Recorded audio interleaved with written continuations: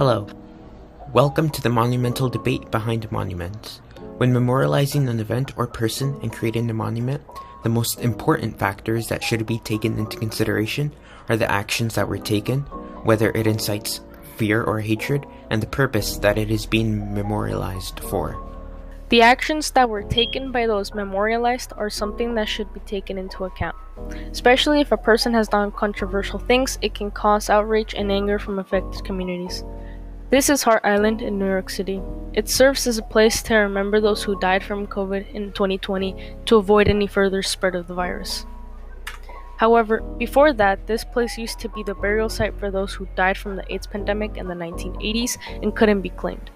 Most of them were marginalized groups. The island is a place to remember those groups of marginalized people and is an important monument that showcases social inequities that still plague us to this day.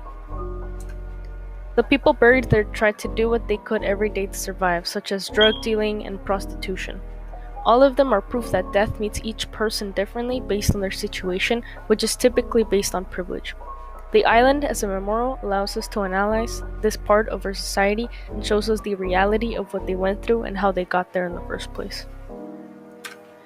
An infamous monument in the Watsonville Plaza is the George Washington bust.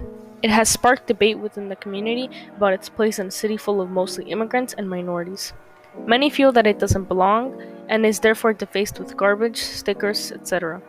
To know if he belongs, we need to know the history. Washington himself helped establish the United States, and he established a max of 2 four-year terms for presidents, but he was still a slave owner who contributed to the genocide of indigenous people. A person who established and contributed to racist ideals and actions shouldn't be commemorated. The good doesn't outweigh the bad. Knowing the history of Washington, the monument represents, we can conclude a few things.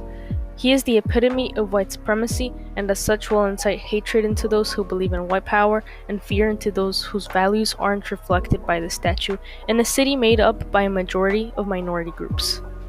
Monuments have the ability to connect with people on a deep basis and invoke different feelings from them. However, there are times where these feelings aren't very positive. Monuments have the potential danger to incite fear or anger from different groups of people. In recent years, the latter has held true for Confederate monuments. Littered around the southern states of the country are monuments dedicated to the soldiers and leaders of the Confederate States of America. The purpose that these statues were erected are nefarious. However, what we are taking into consideration right now are the feelings that they invoke in people. Take New York Times columnist Kurt Streeter, for instance. He is a black man in America that is aware of all the oppression his ancestors have faced in this country and that even he still continues to face. As such, his feelings on the Stonewall Jackson statue in Richmond are perfectly clear. To him, this statue represents the oppression of his people under slavery. As such, this place makes him think of death and invokes in him feelings of fear, anger, and intimidation, which was one of the purposes these types of statues were erected for. When such statues are removed, its true colors are often revealed by the people who have their true emotions shown. On the 6th of February 2017, the Charlottesville City Council decided to remove a popular monument, a Robert E. Lee statue. Almost immediately, there was backlash from white supremacists who claimed that this statue represented heritage, not hate. This was clearly not the case, however, as the rallies surrounding it would go to show.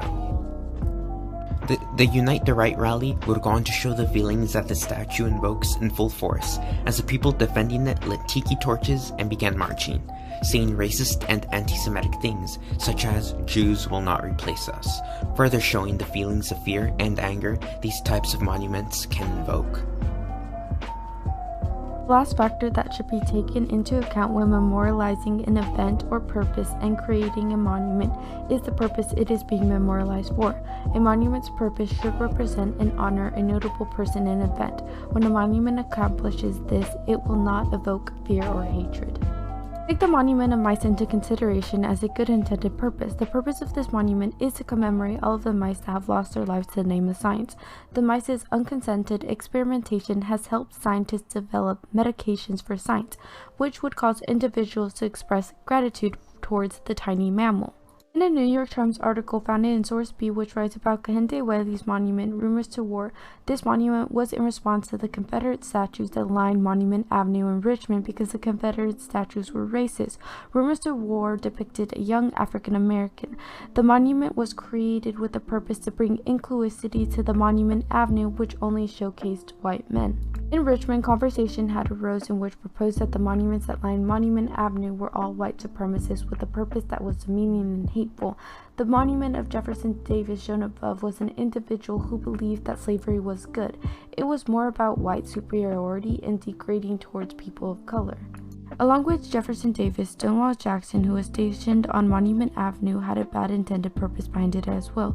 In a New York Times article found in Source D, a reporter announced that when he walked through the Monument Avenue and looked up at Confederate Stonewall Jackson, his body bursted in anti-quote, tears of sadness, then despair, then finally anger.